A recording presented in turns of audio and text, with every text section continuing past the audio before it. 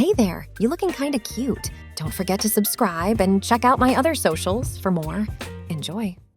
Amy ran her fingers through her hair, marveling at its length and texture. It was a simple act, yet it carried the weight of her journey. She remembered the first time she had let it grow out, the mixture of excitement and fear that had coursed through her veins. Now, it was a part of her, as natural as breathing. A knock on the bathroom door startled her from her reverie. Amy, are you almost done? We're going to be late. It was Emily, her sister, the one constant in her life, the anchor that had kept her grounded through the stormy seas of transition. "Just a minute," Amy called back, her voice soft and melodious. She applied a light coat of lip gloss, a final touch to her carefully crafted appearance. Stepping out of the bathroom, she was greeted by Emily's impatient face. "Finally, I thought you'd turned into a statue in there." Amy rolled her eyes, a gesture so sisterly it made her heart swell. "Beauty takes time, dear sister." Emily snorted, but her eyes were warm. Yeah, come on, Mom's waiting downstairs." As they descended the stairs, Amy felt a familiar flutter of nerves. Her relationship with her mother was complicated. There had been tears, arguments, and silences that stretched for days. But there had also been moments of understanding, of love that transcended gender and expectations. Their mother stood by the front door, car keys in hand. Her eyes softened as they landed on Amy, a mix of love and lingering confusion that Amy had grown accustomed to. "You look lovely, dear," she said, her voice carrying a hint of wistfulness. "Thanks, Mom," Amy replied, the word still feeling new on her tongue. She had only recently started calling her Mom again after years of distance and formality. The car ride was filled with the kind of comfortable chatter that Amy had once thought impossible. Emily regaled them with stories from her job at the local newspaper, while their mother occasionally chimed in with questions or comments. Amy mostly listened, content to be part of this familial tableau. As they neared their destination, Amy's thoughts drifted to the reason for their outing. They were visiting their old neighborhood, the place where Martin had grown up. It was Emily's idea, a way to bridge the gap between past and present.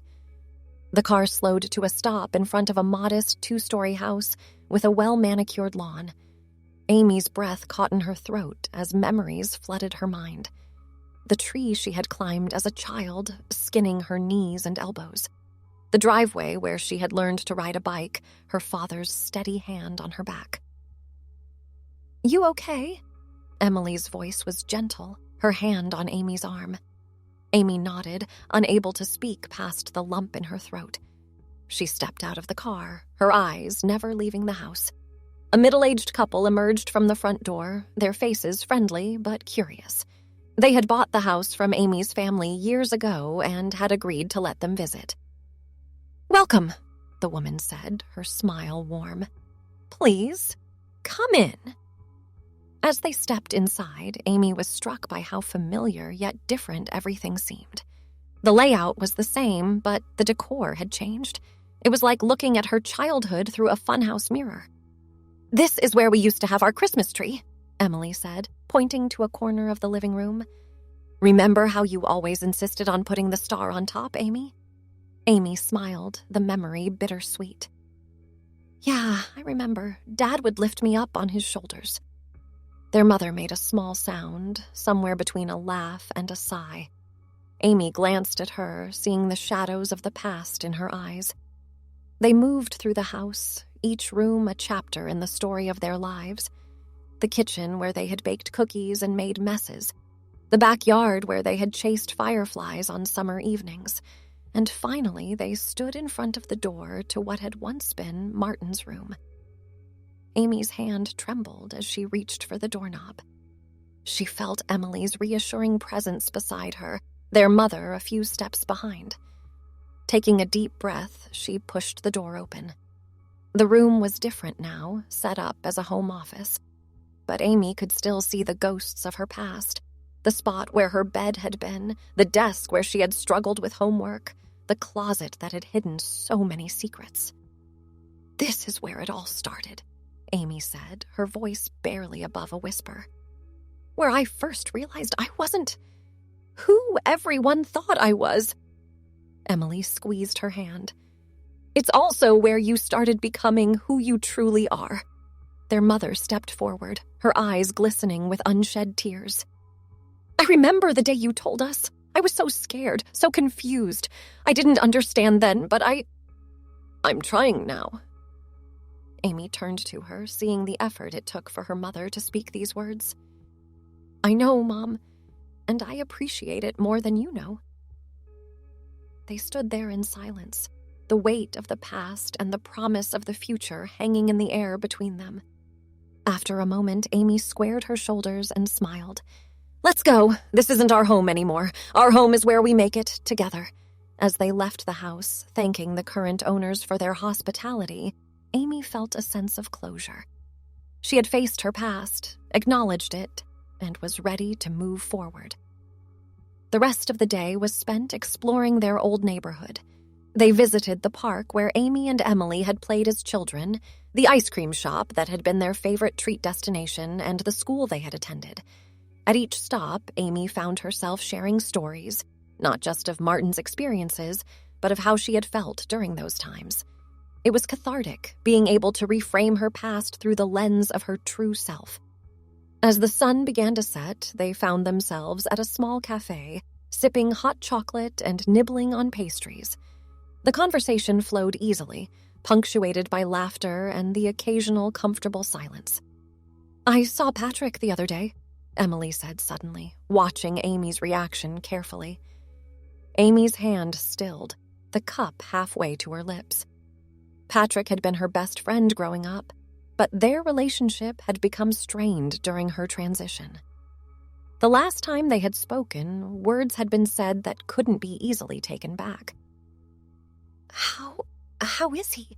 Amy asked, trying to keep her voice neutral. Emily smiled softly. He asked about you. I think he misses you. Their mother leaned forward, her brow furrowed. Patrick? The boy from down the street? I thought you two had a falling out. Amy sighed, setting her cup down. We did. When I first started transitioning, Patrick, he didn't take it well. He said some hurtful things, and I said some back. We haven't really spoken since. Oh, honey, her mother said, reaching across the table to take her hand. I'm so sorry. I didn't know. Amy squeezed her mother's hand, grateful for the gesture. It's okay. It was a difficult time for everyone. Emily cleared her throat. Well, like I said, he asked about you. He seemed regretful. Maybe it's time to reach out. The idea of reconnecting with Patrick sent a mix of emotions swirling through Amy. Fear, hope, anger, longing. He had been such an important part of her life, and losing his friendship had been one of the hardest parts of her transition. I don't know, Amy said, her voice small.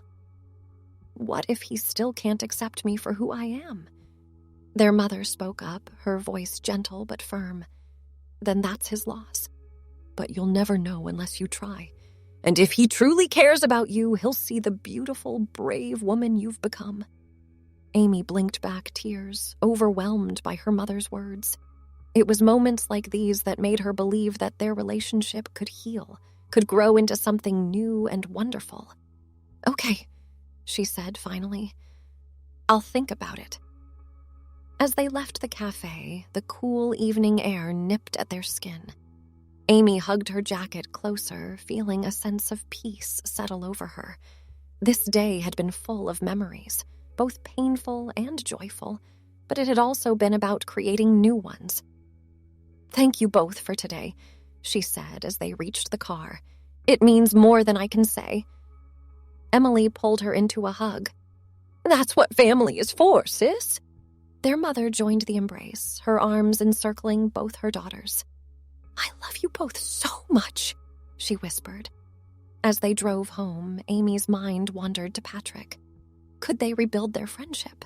Was it even possible after everything that had happened? She decided to take the first step, no matter how scary it might be. The next day, Amy found herself standing in front of Patrick's house, her heart pounding in her chest. She had texted him asking if they could talk, and he had agreed. Now, as she raised her hand to knock on the door, she felt like she was 17 again, scared and unsure. The door opened, and there stood Patrick. He looked older, more mature, but his eyes were the same warm brown she remembered. For a moment, they just stared at each other, years of unspoken words hanging between them. "Hi," Amy said finally, her voice barely above a whisper. "Hi," Patrick replied, his voice equally soft. You look good, Amy." The use of her name, her real name, sent a jolt through her. "Thanks," she managed. "Can we talk?" Patrick nodded, stepping aside to let her in. They settled in the living room, the silence heavy with anticipation. "I'm sorry," they both blurted out simultaneously, then laughed, the tension breaking slightly. "You go first," Patrick said, gesturing for her to continue. Amy took a deep breath. "I'm sorry for how things ended between us. I know my transition was hard for you to understand, but I never wanted to lose your friendship." Patrick's eyes were filled with regret. "No, I'm the one who should be sorry. I was scared and confused, and I let that fear turn into anger. The things I said, I've regretted them every day since." "We both said things we didn't mean," Amy acknowledged. "But Patrick, you were my best friend. I've missed you so much." "I've missed you too," Patrick admitted. "When I saw Emily the other day, I realized how much I wanted to make things right between us. But I didn't know if you'd want to hear from me." Amy reached out, taking his hand. "I do. I want us to be friends again, if you think you can accept me as I am now." Patrick squeezed her hand. "Amy, you're still you. The package might be different, but the person inside, the one I've known since we were kids, that hasn't changed, and that's the person I want to be friends with."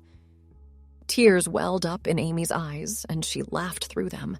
"God, when did you get so wise?" Patrick grinned, a flash of his old self shining through. "Well, I had to grow up sometime, right?" They spent the next few hours talking, catching up on the years they had missed. Amy shared her experiences of transitioning, the challenges, and the triumphs. Patrick listened, asking questions and offering support. In turn, he told her about his life, his struggles and successes. As the sun began to set, casting a warm glow through the windows, Amy realized how much she had needed this. Not just reconnecting with Patrick, but having someone from her past accept her present. "I should probably get going," she said reluctantly, standing up. Patrick walked her to the door. "This was really good, Amy. I'm glad we did this." "Me too," she smiled. "Friends?" "Friends," he agreed, pulling her into a hug. As Amy walked home, she felt lighter than she had in years. Reconnecting with Patrick had been a missing piece in her journey, a link between her past and present that she hadn't realized she needed. When she arrived home, she found her mother in the kitchen preparing dinner. The smell of herbs and roasting chicken filled the air, reminding Amy of countless family meals from her childhood. "Hi, Mom," she said, leaning against the doorframe. Her mother looked up, a smile spreading across her face. "Hi, sweetheart. How did it go with Patrick?" Amy moved into the kitchen, grabbing an apple from the fruit bowl. "It went really well, actually. We talked, cleared the air. I think we're going to be okay." "Oh, honey, that's wonderful," her mother said, setting down her spatula and pulling Amy into a hug. "I'm so happy for you." As they embraced, Amy felt a surge of emotion. "Mom," she said, her voice muffled against her mother's shoulder, "I want you to know how much it means to me that you're trying. I know this hasn't been easy for you either." Her mother pulled back, cupping Amy's face in her hands. "My darling, you are my child, boy or girl, Martin or Amy, that will never change. I'm sorry it took me so long to understand that." Tears spilled down Amy's cheeks. "I love you, Mom. I love you too, sweetheart. Always." As they stood there in the kitchen, the scent of home-cooked food surrounding them, Amy felt a sense of peace settle over her. Her journey was far from over, but she knew now that she didn't have to walk it alone. She had her sister, her mother, her rekindled friendship with Patrick, and most importantly, she had herself, the person she had always been meant to be. The next few weeks passed in a blur of reconnection and new beginnings. Amy and Patrick fell back into their old friendship with surprising ease, their shared history providing a foundation for a deeper understanding. They spent afternoons in the park, reminiscing about their childhood adventures and sharing their hopes for the future. One sunny Saturday, as they sat on a park bench feeding ducks, Patrick turned to Amy with a serious expression. You know, I've been thinking a lot about what you've been through, and I just want to say how much I admire your courage. Amy felt a warmth spread through her chest. Thank you, Patrick. That means a lot coming from you. I mean it, he continued. You've always been the bravest person I know, even when we were kids. Remember when you stood up to those bullies picking on me in 4th grade?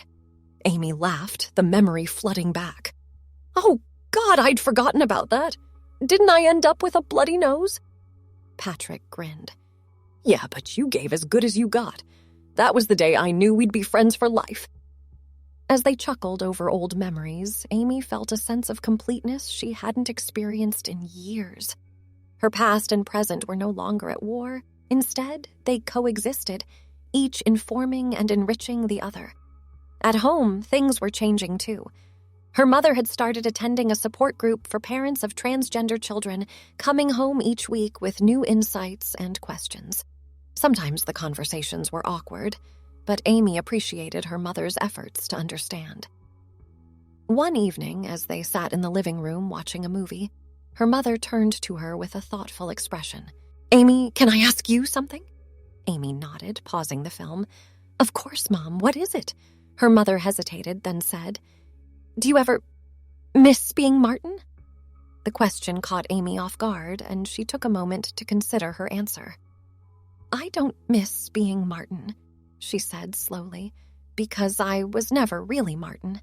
But I do sometimes miss the simplicity of living as the gender everyone expected me to be. It was easier in some ways, even if it wasn't authentic. Her mother nodded, absorbing this. I think I understand. It's like you were playing a role before, and now you're finally being yourself. Exactly. Amy smiled, touched by her mother's effort to understand. But Mom, even though it's harder in some ways, I'm so much happier now. I finally feel like me. Her mother reached out, squeezing her hand. That's all I've ever wanted for you, sweetheart. Your happiness. These moments of connection and understanding became more frequent, weaving a new tapestry of family bonds. Emily, always Amy's staunchest supporter, reveled in the improving dynamics. She often organized family game nights or movie marathons, creating opportunities for them to simply be together. What if I'm not ready? She confided in Emily one evening as they sat on the porch, watching the sunset paint the sky in vibrant oranges and pinks. Emily bumped her shoulder gently. You are ready, sis. You've come so far, and you have so much to offer those kids. Your experience could make a real difference in their lives. Amy sighed, leaning back in her chair. I know you're right. It's just scary, putting myself out there like that. Of course it is, Emily agreed. But you've faced scarier things and come out stronger. Besides, you won't be alone. You've got me, Mom. Patrick, we're all here for you. Bolstered by her sister's unwavering support, Amy decided to accept the position. Her first day at the center was a whirlwind of introductions, orientations, and nervous excitement. As she stood before a group of teens, sharing her story and listening to theirs, she felt a sense of purpose settle over her. One young girl, her hair dyed a vibrant purple, approached Amy after the session. Thank you, she said quietly, for showing us that it gets better. Amy felt tears prick her eyes as she smiled at the girl. It does get better, she affirmed. And you're not alone. Thanks for watching. Don't forget to check out my other socials if you want more wonderful content, early access, behind the scenes, and more. All links down below.